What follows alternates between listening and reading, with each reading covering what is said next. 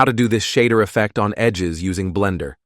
Let's go with a subdivide monkey head. We're on Cycles Render and there's a metal material applied, but you can go with anything else.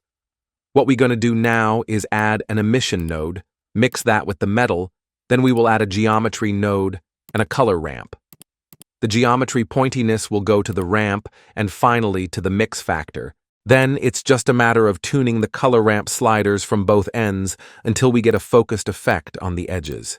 Might also spam the emission strength and give it a popped colored, and the ramp on ease can give a subtle result, which is nice.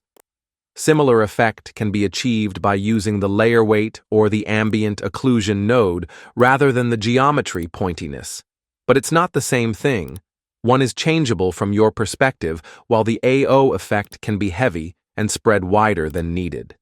However, this geometry pointiness have three downsides. One is that it only works on cycles, while the other is the need to subdivide the mesh before getting the effect. So no low poly mesh. Still cool though if you want to play around with your material or you have a car model you want to display nicely with no time.